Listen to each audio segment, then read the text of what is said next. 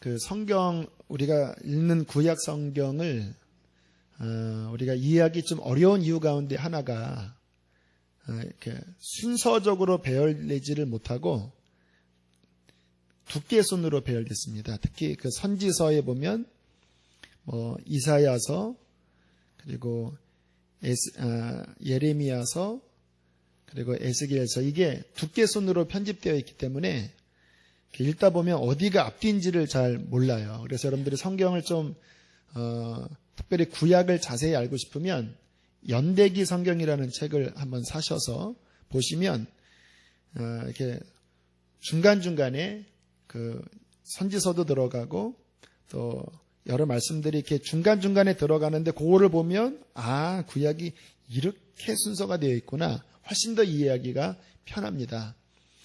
그래서 지난번까지 이제 남왕국 유다가 망하고 이제 포로기로 접어드는데 그 포로기에 포함된 말씀이 다니엘서입니다. 그래서 오늘은 그 다니엘서를 좀 살펴보고, 에스겔서는 너무 분량이 많아서 이번에는 좀 그냥 스킵할 그런 생각이고요. 다니엘서가 지난 다음에 이제 그 다음번부터 에스라, 느헤미야, 에스더, 이렇게 그 포로 이후에 성전을 건축하는 그런 말씀들을 살펴보려고 합니다. 그러니까 그런 순서가 있다라는 것, 그렇게 좀 기억을 해 주시고요. 자, 오늘은 이제 포로기를 살펴보겠는데, 아무튼 기가 막힌 현실이지요. 남과 북이 다 망해버리고 하나님께서 가나안을 유업으로 주시겠다고 하신 그 철석 같았던 약속들이, 아무튼 지금 오늘 이 현실은 완전히 공중분해된 거예요. 그러니까 이스라엘 사람들의 이 마음의 좌절감을 한번 생각해 보세요. 그냥 가나안이 아니라 하나님이 약속한 땅이거든요. 그런데 어쨌건 간에 지금은 북쪽도 망하고 남쪽도 망하고 멀리 바벨론으로 포로가 되어서 그렇게 있을 때에 그들의 마음속에 있었던 충격은요, 그냥 나라 잃은 충격 정도가 아니라 그 신앙의 근간이 흔들리는 충격입니다. 여러분들 왜 그런 경험 혹시 있나요? 꼭 이 기도를 들어주셔야지만 하나님이 살아계시다라고 생각했는데 그게 이제 흔들릴 경우에 느끼는 어떠한 충격. 그 당시에는요, 전쟁이 나라와 나라의 전쟁이 아닙니다. 신들의 전쟁입니다. 그러니까 이스라엘의 신인 여호와, 또 바벨론의 신인 마루둑, 바르신의 주신이 마루둑이거든요. 그러니까 신들의 전쟁으로 이해하는데, 유다가 망했을 때 그들이 갖는 생각은 뭐냐면요, 여호와가 마루둑보다 약하기 때문에 졌구나. 그러면서 신앙적인 깊은 이제 회의, 이런 것들 때문에 굉장히 혼란스러운 시절입니다. 그러나 우리가 명확하게 아셔야 되겠죠. 왜 망했습니까? 하나님이 약해서가 아니죠. 죄 때문에 망했죠. 예레미야에서 보면 얼마나 많이 경고하십니까? 회개하라. 회개치 않으면 내가 북쪽에서 내가 끓는 가마를 부어서 너희를 심판할 것이다. 얼마나 많이 하나님께서 말씀하셨나요? 하지만 사람들을 가만히 보면 자신의 문제 때문에 어려움을 당하고도요, 딱 그 일 터지면요, 회개할 생각은 별로 안 하고 원망합니다. 하나님이 살아계시면 어떻게 이럴 수가 있나 의심하고, 그러면요 계속 그 해결이 안 돼요. 제가 하나님에 대해서 제가 알고 있는 부분이 있습니다. 그것은 뭐냐면, 어쨌거나 문제가 생겨서 하나님의 징계가 오면요, 그때는 납작 엎드리면 돼요. 그냥 주님 잘못했습니다. 막 우는 척이라도 이렇게 하시고, 침발르기라도 하시고, 정말 겸손하게 주님 앞에 회개하면요, 하나님은 인자하시고 자비로우셔서 마음을 낮추는 모습 보면요, 그 징계의 기간을 길게 하시려고 하셨다가도 하나님이 너무 안쓰러워서 빨리 회복해 주십니다. 제가 그런 거 참 잘합니다. 이렇게 하나님 앞에 혼날 때는 막 그냥 가슴을 찢으면서, 영적으로 침체될 때는요, 심지어는 하나님 앞에 마음의 금식을 한다고, 밥은 먹어야 되니까 이제 마음의 금식을 해야 된다고 하루 종일 막 근신하면서 하나님 잘못했습니다. 막 불쌍한 척하고 막 이렇게 하루 종일 그렇게 하나님 앞에 근신하면 저녁 때쯤 되면 하나님께서 그래 됐다 이 자식아 이렇게 하면서 저를 이렇게 위로해 주시는 경우 많이 합니다. 하나님은 낮춘 자에게는 한없이 긍휼이 많으시고 완악한 자에게는 그의 두려우심이 심히 크십니다. 자, 이제 오늘 우리가 살펴볼 다니엘서는요, 이렇게 실패한 것 같은 상황 속에서 하나님께서 어떻게 일하시고 계신가? 하나님 실패하지 않으시거든요.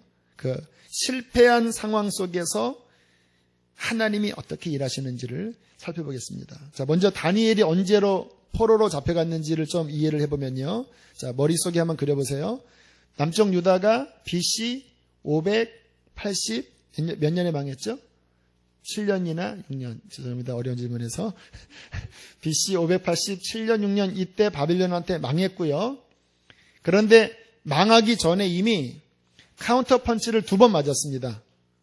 그 전에 한 번 맞고 또 그 전에 한 번, 2번 바벨론이 쳐들어와서 너 까불지 마 했던 그런 역사가 그 전에 있었죠. 605년도에 보면 바벨론이 한 번 유다의 침공에 들어와서 그때가 여호야김 왕 시대였을 거예요. 그때 쳐들어와서 성경을 찾아보겠습니다. 우리 다니엘서 1장을 보세요. 성경 읽어보면 해결되겠네요. 다니엘서 1장. 자, 1절부터. 자, 이때는 망하기 전입니다. 망하기 한 18년 전이에요. 자, 지난번에 얘기를 했지만 아마 다 까먹으셨을 겁니다. 자, 다니엘이 첫 번째 포로로 잡혀갈 때, 자, 1절부터 4절까지 읽겠습니다. 시작.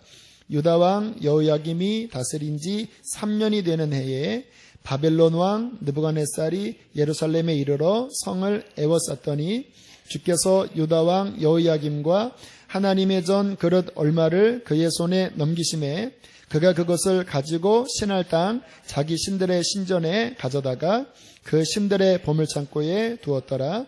왕이 환관장 아스보나스에게 말하여 이스라엘 자손 중에서 왕족과 귀족 몇 사람 곧 흠이 없고 용모가 아름다우며 모든 지혜를 통달하며 지식에 통달하며 학문에 익숙하여 왕궁에 설만한 소년을 데려오게 하고 그들에게 갈대아 사람의 학문과 언어를 가르치게 하였고, 요 여호야김은 마지막 왕 아닙니다. 그 왕 마지막 세 왕 따라해 볼까요? 여호야긴,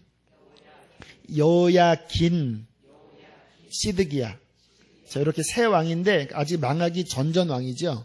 이때 바벨론이 쳐들어와서 신전에, 그러니까 성전에 기물들을 가져가고 또 이 유다 땅에 있는 똑똑한 사람, 귀족들을 인재 등용하기 위해서 포로로 잡혀갈 때 그때 다니엘이 여기에 포함된 것입니다. 자, 그렇게 해서 이제 포로들이 바벨론에 끌려갔을 때 자, 과연 어떠한 일이 있었을까? 자, 여기서 중요하게 기억해야 될 것이 뭐냐면요.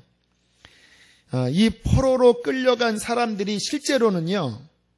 하나님이 숨겨놓으신 남은 자들입니다. 자, 우리 성경 하나 좀 찾아보겠습니다. 다시 구약 쪽 뒤로 넘어가서 예레미야, 다니엘서 전전에 자, 예레미야 있죠. 자, 예레미야 29장을 한번 보겠습니다. 예레미야 29장. 자, 이제 포로로 끌려간 요 사람들에게 하나님이 뭐라고 말씀하셨는지를 한번 보세요. 구약 성경 1096쪽입니다. 자, 4절부터 자, 7절까지 교독해 보겠습니다. 찾으셨나요? 자, 이제 포로로 간 사람들을 향하여 예루살렘에서 예레미야가 이런 편지를 씁니다. 제가 먼저 읽을게요. 만군의 여호와 이스라엘의 하나님께서 예루살렘에서 바벨론으로 사로잡혀 가게 한 모든 포로에게 이와 같이 말씀하시느니라. 시작.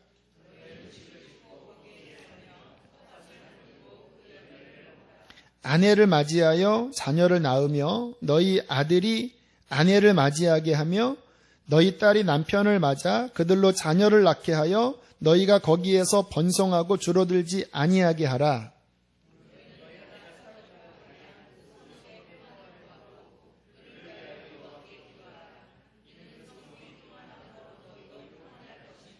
자, 주님이 지금 거기 있으라는 거예요? 다시 돌아올 거라는 거예요? 당분간 거기 있으라는 거죠? 왜냐하면 이제 여기 유다는 망한다. 그러니까 이미 그쪽으로 먼저 보낸 사람이요, 실은 하나님이 계획된, 일부러 하나님께서 뽑아 놓으신 예비된 씨입니다. 이 사람들을 가르쳐 성경에서는 뭐라고 이야기하냐면, 따라합시다. 남은 자. 굉장히 중요한 사상입니다. 남은 자. 남은 자는 뭐냐면 본인이 잘난 게 아니라 이스라엘이 그 죄 때문에 완전히 끝났지만 하나님께서 그의 뜻을 위하여 하나님의 주권으로 택하여서 빼내신 특별히 구별된 사람, 우리 같은 사람 이야기하는 거예요. 자, 10절 보세요. 자, 10절부터 14절까지 또 교독합니다. 제가 먼저 읽을게요. 여호와께서 이와 같이 말씀하시니라. 바벨론에서 70년이 차면 내가 너희를 돌보고 나의 선한 말을 너희에게 성취하여 너희를 이곳으로 돌아오게 하리라.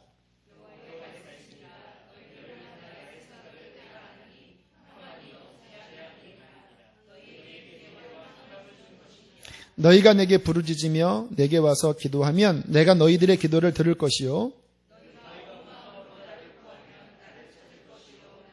14절 함께 했습니다. 이것은 여호와의 말씀이니라. 나는 너희들을 만날 것이며 너희를 포로된 중에서 다시 돌아오게 하되 내가 쫓아보내었던 나라들과 모든 곳에서 모아 사로잡혀 떠났던 그곳으로 돌아오게 하리라.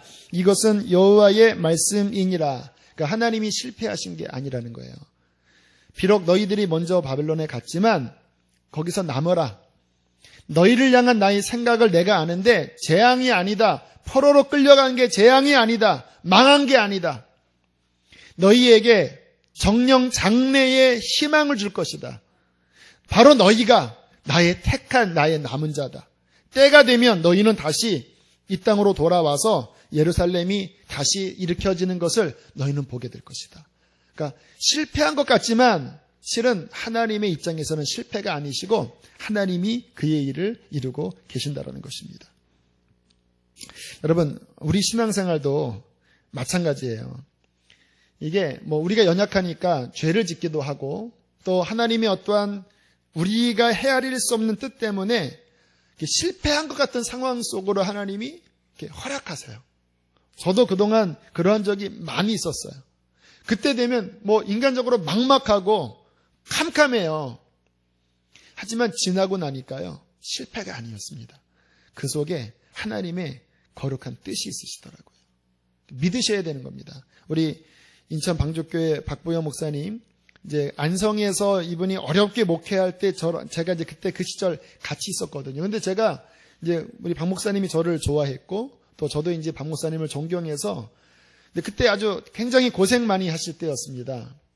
근데 제가 그분을 보면 이해가 안 되는 거예요. 왜냐하면 영적으로도 깊으시고 또 의사 출신이라 인텔리시고, 그러니까 제가 아는 견지에서는 이러한 분은 막 지금 목회가 잘 돼야 되거든요. 그래도 제가 사람 볼 줄은 아는데 왜 이분이 안 되시지?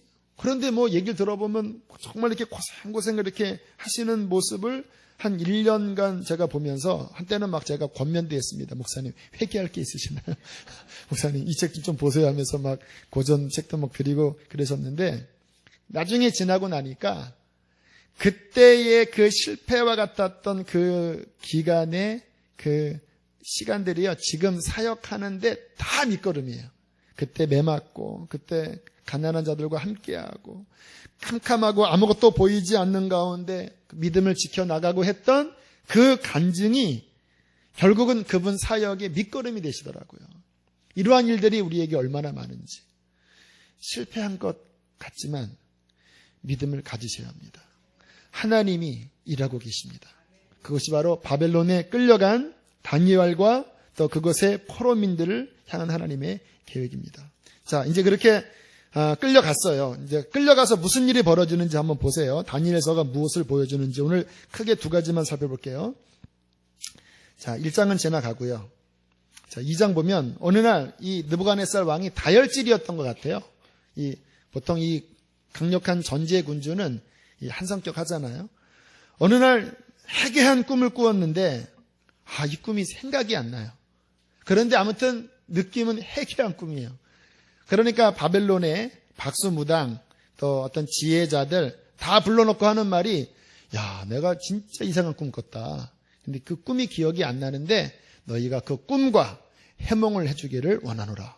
그러니까 뭐 다 그냥 갑자기 그 만화 보면 이렇게 꽝 하고 뒤로 넘어지는, 이거는 불가능합니다. 세상에 어떠한 그 박수도 무당도 이거는 불가능합니다. 진짜 신이 나타나지 않으면 이거는 본인들도 알거든요. 이거는 안 됩니다. 그러니까 느부갓네살이 막 버럭 화를 내면서 너희들 다 역적들이다. 내일까지 만약에 밝히지 않으면 그냥 이놈들 싹 죽여라.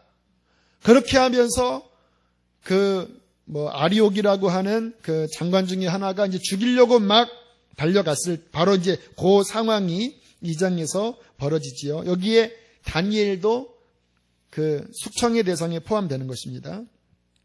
그러나 언제나 따라합시다. 하나님의 사람들에게는 위기가 기회다. 네, 성경이나요 모든 간증을 보면요 다 위기가 기회예요. 위기 때 하나님 앞에 기도하면 하나님의 전능하신 개입으로 그것이 다 간증의 기회가 되는 것입니다. 그래서 그 순간에 이제 다니엘이 새 친구들에게 이제 기도를 부탁을 할 때 진짜 한밤중에 기가 막히게 느부갓네살 왕이 꿨던 그 꿈과 그 꿈에 대한 해몽이 다니엘의 눈앞에 영상처럼 확 지나갑니다. 자, 굉장히 중요한 환상인데요. 자, 2장 31절로 넘어가서 보겠습니다. 2장 31절. 자, 함께 읽겠습니다. 시작. 왕이여, 왕이 한 큰 신상을 보셨나이다. 그 신상이 왕의 앞에 섰는데 크고 광채가 매우 찬란하며 그 모양이 심히 두려우니. 네, 뭔가 지금 이상한 일이 벌어진 거죠. 굉장히 중요한 말씀을 하고 있는 것입니다. 잘 아는 내용이죠. 머리는 뭐예요? 순금. 가슴과 팔은 뭐예요? 은. 자, 배와 넓적다리는 뭐예요? 놋. 종아리는 뭐예요? 쇠. 그리고 발은 뭐예요? 진흙과 쇠가 서로 섞여 있어요. 자, 그 꿈을 이제 해몽을 해주는데 한번 생각해 보세요. 막 느부갓네살이 막 답답해하다가 이때 아주 세계 최강국이잖아요. 그 대통령이 막 답답해하다가 다니엘이 그 꾼 꿈을 쫙 이야기해줬을 때 느부갓네살의 왕의 마음이 어땠을 것 같아요? 와, 그냥 시원하면서 진짜구나. 그거를 보셔야 합니다. 지금 이러한 상황들이 다니엘서에 계속 반복이 돼요.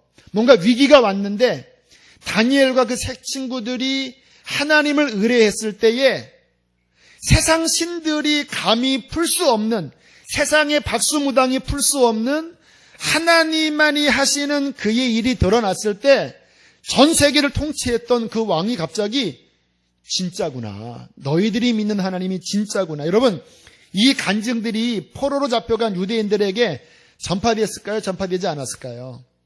전파됐을 때 그들이 어떠한 생각을 갖겠습니까?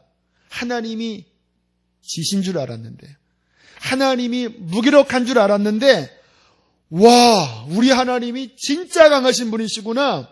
우리 하나님이 신들의 신이고 왕들의 왕이시구나. 오히려 하나님에 대한 이해가 확 확장됩니다. 이게 하나님의 역전의 은혜예요. 마르독에게 진지 알았는데 이 포로기에 오히려 이스라엘이 하나님에 대한 신적 이 개념이 더 확산이 돼버립니다. 그전에는 이스라엘에만 하나님이라는 인식이 강했어요. 그런데 막 바벨론의 왕이 그런 꿈 해몽을 통해서 막 쩔쩔매기 시작하고요.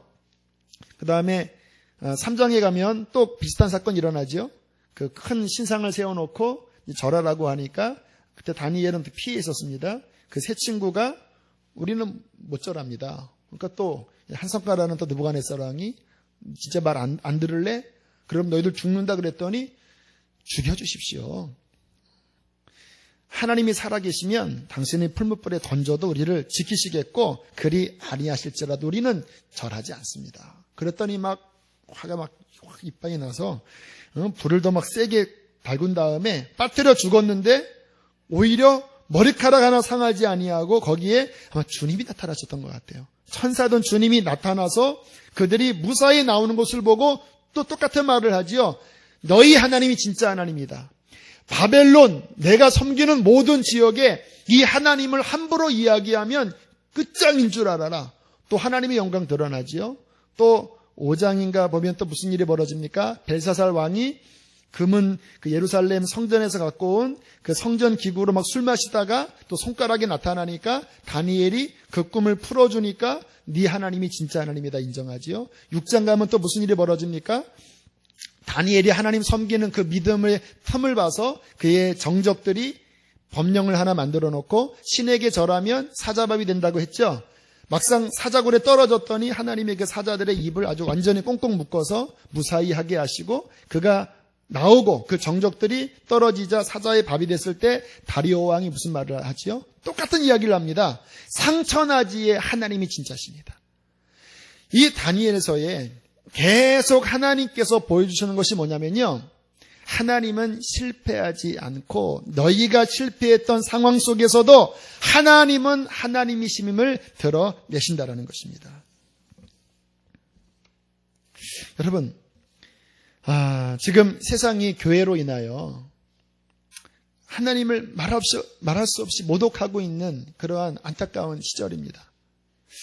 하나님께서는 다니엘처럼 저와 여러분이 정말 하나님 믿는 참된 신앙을 드러냄으로써 다니엘처럼 하나님이 살아계시다라는 것을 이 세상 가운데 드러내기를 원하십니다. 여러분, 그 좀 영적인 자존심을 가지시고 우리가 이 세상을 향하여 나가야 할 것입니다. 지난번에 말씀을 드렸지만 우리 이희돈 장로님이 세계무역센터 수석 부총재로 있으시면서 늘 거기에 이제 총재가 계시거든요. 아주 미국에서는 이분은 거의 아주 천재 중에 천재래요. 얼마나 영특하신 분이신지.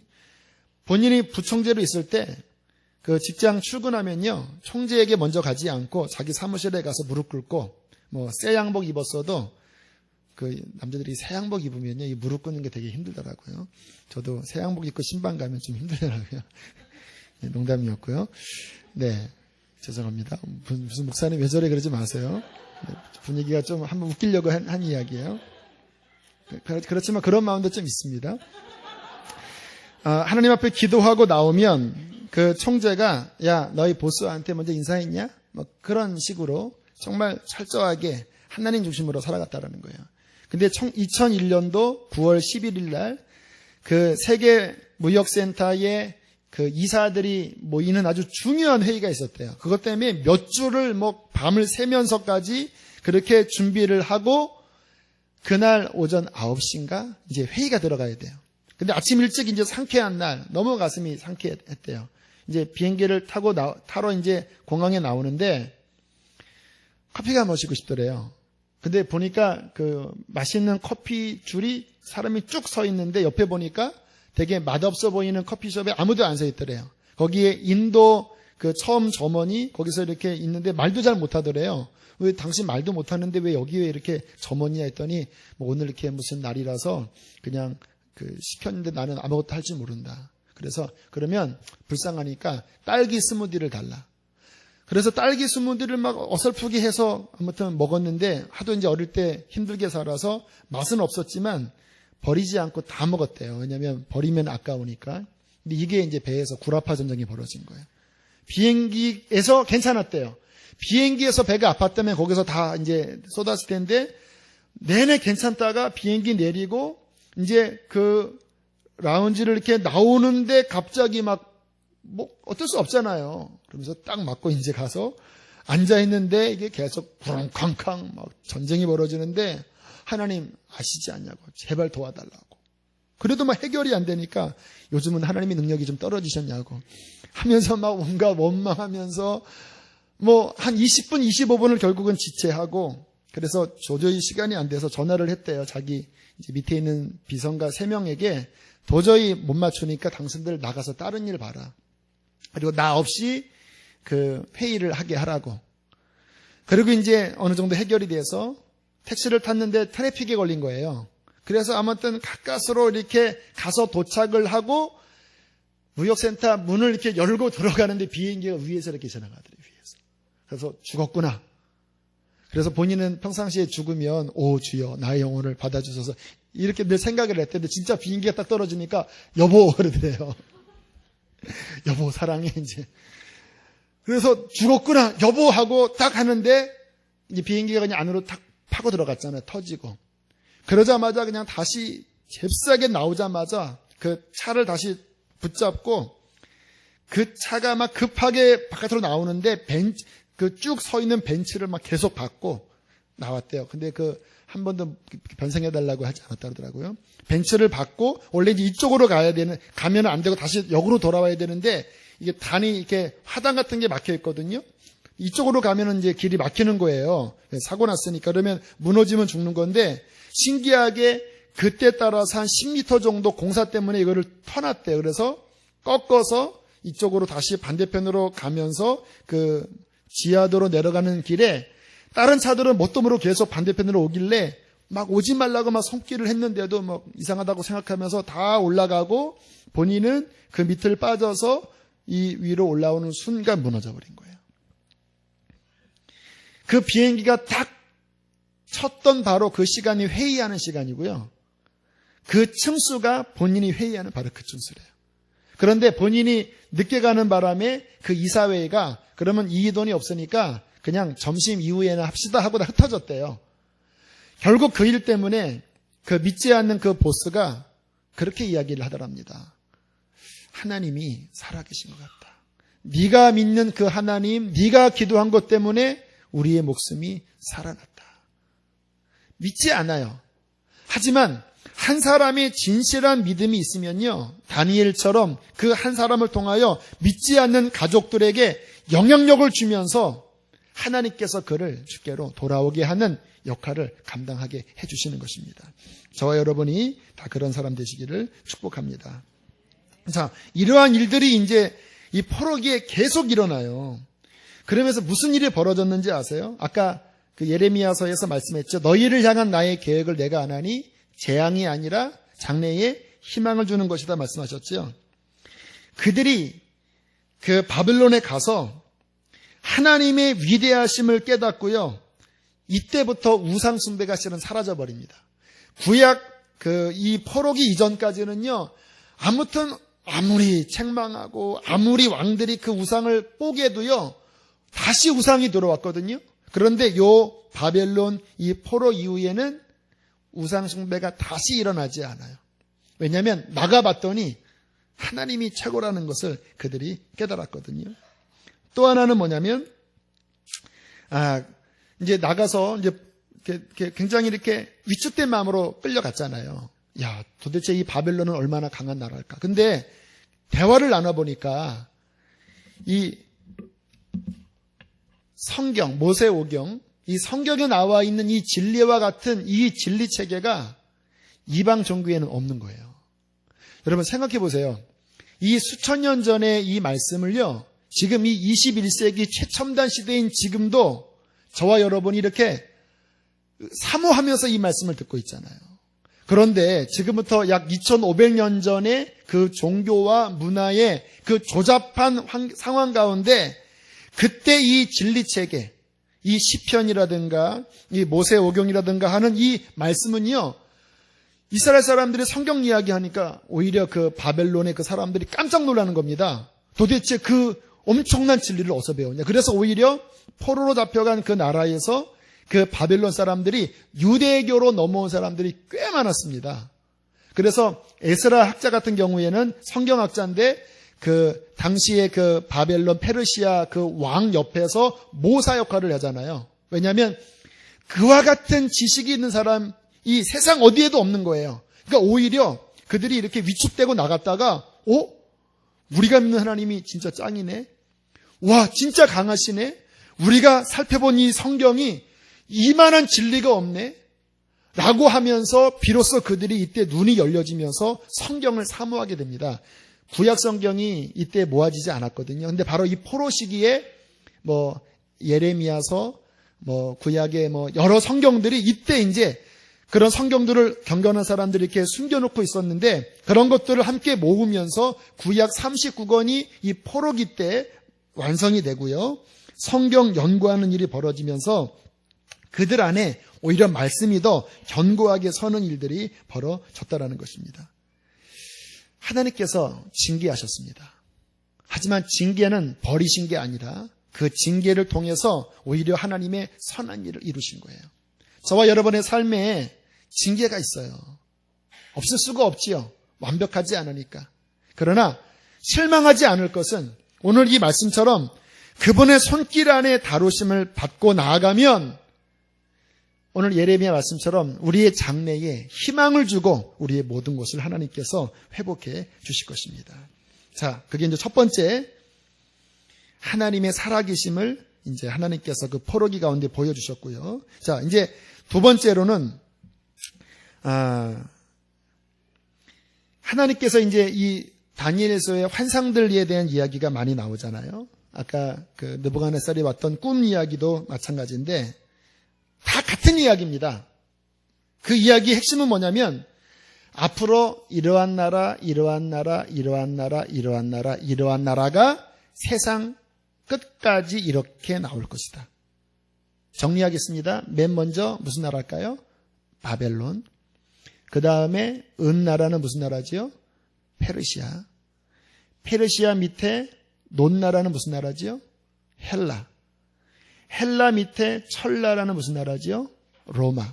지금 이 당시는요, 아직 페르시아까지는 왔구나. 뭐 헬라도 나오지 않았고 로마도 나오지 않았던 시절입니다. 근데 하나님이 이미 지금부터 2500년 전에 그때부터 세상 끝날까지의 굵직굵직한 역사들을 그냥 한 번에 보여주시는 거예요. 마지막 로마. 근데 열발가락은 뭐냐면 그 로마가 마지막 끝에 다시 한번 부활해서 열나라, 어떤 유럽 연합국이 나와서 그 마지막 때 그런 나라들이 세상을 어떻게 지배할지. 지금 이게 왜 중요하냐면 우리 시대와 연결이 되는 거예요. 자, 그러면서 그 가운데서 하나님께서 어떻게 당신의 나라가 패배하지 않고 어떻게 그분의 나라를 이루실지 그분의 역사 플랜, 그분 마음속에 있는 계획들을 하나님께서 보여주십니다. 자, 그런 나라들을 쭉 보여주신 다음에 다니엘서 2장 44절을 한번 보세요. 자, 44절 마지막에 있을 일입니다. 자, 2장 44절 함께 읽겠습니다. 시작. 이 여러 왕들의 시대에 하늘의 하나님이 한 나라를 세우시리니 이것은 영원히 망하지도 아니할 것이요 그 국권이 다른 백성에게로 돌아가지도 아니할 것이요 도리어 이 모든 나라를 쳐서 멸망시키고 영원히 설 것이라. 45절. 손대지 아니한 돌이 산에서 나와서 새와 놋과 진흙과 은과 금을 부서뜨린 것을 왕께서 보신 것은 크신 하나님이 장래일을 왕께 알게 하신 것이라.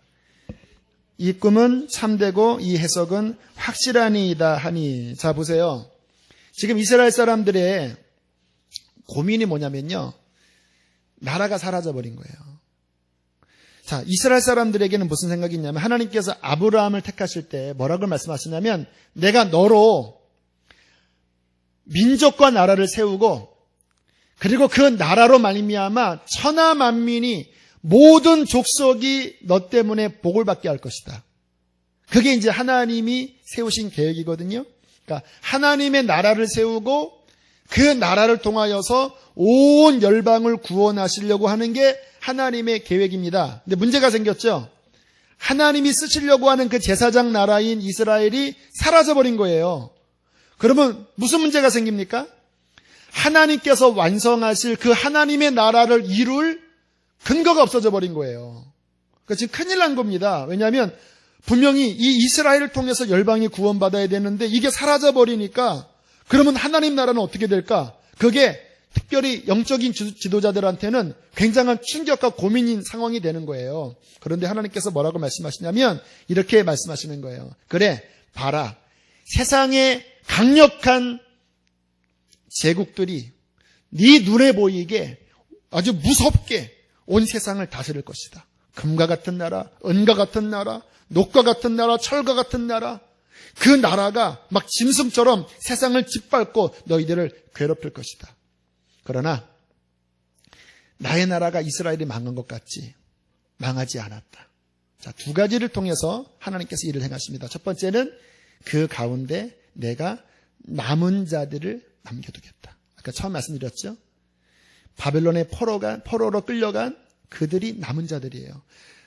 땅은 없어졌지만 그러나 하나님이 보시기에 그들이 이스라엘이에요. 그들을 통하여서 주님께서 메시아를 나오게 하시는 것이고, 두 번째 그 메시아를 통해서 복음을 완성시키고 그리고 성령을 부어주셔서 주님 이후에 이 복음이 전파되는 곳에 비로소 눈에 보이지 않게 하나님의 나라가 하나님의 능력으로 세워져 나가는 것입니다. 그래서 누가복음에 보면 그러잖아요. 사람들이 물어보잖아요. 도대체 당신의 나라가 언제 임할 것입니까? 왜? 계속 이스라엘 사람들 이 생각은 나라거든요. 하나님 나라가 세워져야 되는 거거든요. 언제 세워집니까? 했더니 주님 뭐라고 말씀하시나요? 하나님의 나라는 여기 있다 저기 있다 하지 못하리니 이미 하나님의 나라는 너희 가운데 이미 임했다. 회개하라, 천국이 가까웠다. 이제 이 복음이 십자가와 부활로 복음이 완성되면 이스라엘 사람들은 눈에 보이는 이러한 주권 국가를 생각하지만 그게 아니다. 그거는 나중에 생겨질 것이고, 이 복음을 통하여 나를 믿는 거룩한 선민들, 남은 자들이, 나의 백성들이 눈에 보이지 않게 나의 나라를 이루어갈 것이다. 너희들은 이 복음 전해라. 땅 끝까지 전해라. 그러면 나의 나라가 이 복음을 통해서 믿는 그 사람을 통해서 확장될 것이다.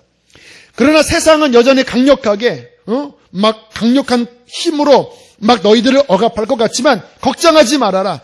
뜨인 돌이신 예수 그리스도께서 눈에 보이지 않게 하나님의 나라를 확장해 가시다가 때가 되면 모든 민족에게 복음이 전파되고 하나님이 구원하실 사람들이 다 수가 채워지면, 이방인의 수가 채워지면 이스라엘도 그 남은 자들이 함께 연합돼서 눈에 보이지 않는 하나님의 나라가 예수 그리스도로 말미암아 완성이 되고, 요 세상 나라 끝에 이 세상 나라가 너희를 공격하지만 이 뜨인 돌이 날라와서 그 우상의 발을 칠 때 금과 은과 녹과 철과 그 모든 것들을 산산히 흩어버리고 나라를 세우시리니. 자, 나라를 세우시리니.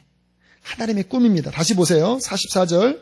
지금 제가 말씀드린 그 배경에 그 하나님의 꿈, 자, 나라 이야기. 자, 44절 다시 한번 읽으세요. 시작. 이 여러 왕들의 시대에 하나님이 한 나라를 세우시리니 이것은 영원히 망하지도 아니할 것이요 그 국권이 다른 백성에게 돌아가지도 아니할 것이요 도리어 이 모든 나라를 쳐서 멸망시키고 영원히 설 것이라. 할렐루야. 할렐루야. 이것을 우리가 보셔야 되는 거예요.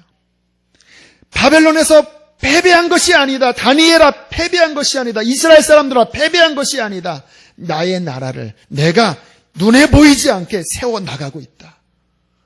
지금 네가 보는 이 바벨론 이런 것들 끝이 오면은 다 끝내버릴 것이다. 자, 같은 이야기를 7장에 또 반복합니다. 다른 형태로. 자, 7장으로 넘어가 보세요. 이게 하나님의 꿈이에요. 갈망이에요. 자, 짐승 이야기 나오는데요. 다 같은 이야기입니다. 자, 4절. 자, 짐승 4마리가 나오는데, 자, 똑같이 첫 번째가 바벨론입니다. 읽겠습니다. 첫째, 4절, 시작. 첫째는 사자와 같은데, 독수리의 날개가 있더니, 내가 보는 중에 그 날개가 뽑혔고, 또 땅에서 들려서 사람처럼 두 발로 서기함을 받았으며, 또 사람의 마음을 받았더라. 자, 보니까 첫째 이제 바벨론입니다. 이것도 망해요. 5절, 시작.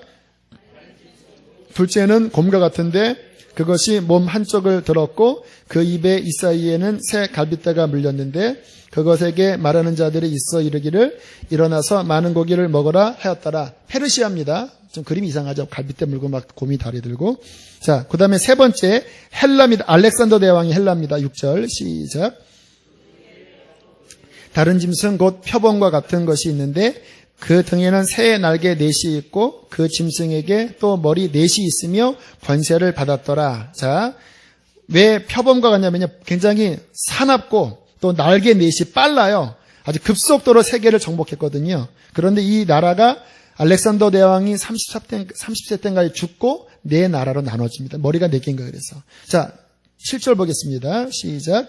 내가 밤 환상 가운데 그 다음에 본 넷째 짐승은 무섭고 놀라우며 또 매우 강하며 또 새로 된 큰 이가 있어서 먹고 부서뜨리고 그 나머지를 발로 밟았으며 이 짐승은 전에 모든 짐승과 다르고 또 10뿔이 있더라. 자, 비슷한 얘기죠. 로마입니다. 근데 로마인데 2000년 전에 로마만 이야기하질 않아요. 이상하게 로마는요, 그 2000년 전에 예수님 당시에 그 역할을 하지만 잠깐 사라지고 마지막 때 10개 나라 연합국으로 다시 태어나요.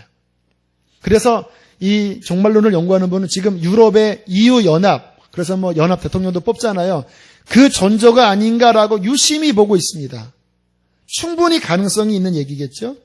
자, 그 10나라 중에서 특별히 3나라가 강대국인데 그 강대국 중에서 또 한 나라의 지도자가 강하게 일어납니다. 8절 보겠습니다. 시작. 다른 작은 뿔이 그 사이에서 나더니 첫 번째 뿔 중에 셋이 그 앞에서 뿌리까지 뽑혔으며 이 작은 뿔에는 사람의 눈 같은 눈들이 있고 또 입이 있어 큰 말을 하였더라. 누구지요 이게? 적그리스도입니다. 적그리스도예요. 적그리스도가 세상을 통치하고 지배하면서 큰 말을 하며 세상을 미혹하게 하는 적그리스도가 마지막 그 연합국에서 나타날 것이고, 그리고 눈에 보이지 않게 하나님 나라 완성은 계속 가속 페달을 밟으면서 눈에 보이지 않게 그게 하나님의 사람들을 통해서 막 달려갈 것이고, 지금 이제 끝지점입니다. 이제 복음이 막 땅끝까지 막 전파되고 있고요. 2025년까지 선교단체에서 복음 모든 민족에게 전하려고 막 지금 달려가고 있고요. 이 또 세상은 정말 이러한 다시 로마 제국이 태어나는 것처럼 그런 유럽이 지금 꿈틀거리면서 일어나고 있고요. 자, 맨 마지막에 무슨 일이 벌어지는지 보겠습니다. 7장 23절에서 25절까지 보세요. 23절에서 25절까지. 자, 읽겠습니다. 시작. 모신 자가 이처럼 이르되 넷째 짐승은 곧 땅의 넷째 나라인데 이는 다른 나라들과는 달라서 온 천하를 삼키고 밟아 부서뜨릴 것이며 그 10뿔은 그 나라에서 일어날 10왕이요 그 후에 또 하나가 일어나리니 그는 먼저 있던 자들과 다르고 또 새 왕을 복종시킬 것이며 그가 장차 지극히 높으신 이의 말로 대적하며 또 지극히 높으신 이의 성도를 괴롭게 할 것이며 그가 또 때와 법을 고치고자 할 것이며 성도들은 그의 손에 붙임받아 한 때와 두 때와 반 때를 지나리라. 전쟁이 벌어지는 거예요. 이때는. 얘네가 할 것은 뭐냐면 진짜 성도들을 짓밟는 일을 하는 거예요. 하나님이 허락한 때입니다. 지금 세상의 흐름이요 심상치 않게 돌아가고 있습니다. 그러한 보도를 한번 유심히 보세요. 지금 종교가 통합되어져 가고 있어요. 마호멧, 불교, 통일교, 이슬람, 하여튼 점점 종교가 통합되어져 가고 있고요. 그 가운데 진실한 기독교는 못 깁니다. 우리는 예수만이 구원이기 때문에 못 껴요. 근데 다른 종교들은 점점 통합되는 운동이 벌어지고 있고요. 지금 독재 정권들이 하나둘씩 무너지고 있습니다. 우연이 아니에요, 지금. 이집트, 그 다음에 지금 여러 나라들. 하나하나 사라져 가면서 세계가 이렇게 하나로 가고 있고요. 그러면서 동성연애가 합법화가 되고 지금 캐나다, 미국 같은 데는요. 동성연애가 성경적으로 죄입니다. 이렇게 설교하면 갇혀요. 법적으로 그래요. 좀 더 나아가면 예수만이 구원자입니다. 이 말도 이제 못하는 법령들이 지금 미국과 곳곳에서 지금 막 채택되려고 하고 있습니다. 왜냐하면 그거는 남의 종교를 모독하는 거다. 종교의 자유를 부인하는 거다. 그래서 점점 기독교가 점점 이렇게 줄어들면서 오늘 이 말씀처럼 때와 법을 고치는 이 상황이 벌어지고 점점 기독교인들에게 어려움이 오는 처지가 벌어지는데 그 부분은 요한계시록 하면서 좀 자세하게 나중에 영상도 보고 좀 풀어드릴 거고요. 그러한 시기가 성도들에게 바로 올 때에 그러나 우리들이 낙심하지 않고 하나님의 사람으로 끝까지 믿음을 지키며 그 나라 하나님 나라의 부흥과 완성을 위하여 달려갈 때 무슨 일이 벌어질까? 26절로 27절 함께 보겠습니다. 26절 27절 시작. 심판이 시작되면 그의 권세는 빼앗기고 완전히 멸망할 것이요 나라와 권세와 온 천하 나라들의 위세가 지극히 높으신 이의 거룩한 백성에게 붙임받으리니 그의 나라는 영원한 나라이라. 모든 권세 있는 자들이 다 그를 섬겨 복종하리라. 할렐루야. 자, 9절부터 다시 한번 14절까지 다시 보고 정리할게요. 자, 그 마지막에 일어날 일들을 이렇게 말씀합니다. 9절부터 교독합니다. 내가 보니 왕자가 놓이고 옛적부터 항상 계신 이가 좌정하셨는데 그의 옷은 희기가 눈 같고 그의 머리털은 깨끗한 양의 털 같고 그의 보좌는 불꽃이요 그의 바퀴는 타오르는 불이며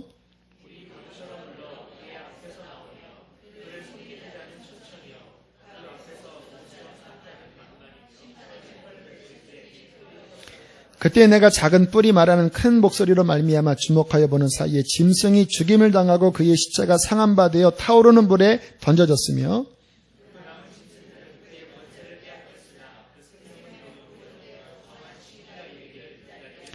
내가 또 밤 환상 중에 보니 인자 같은 이가 하늘구름을 타고 와서 옛적부터 항상 계신 이에게 나아가 그 앞으로 인도되매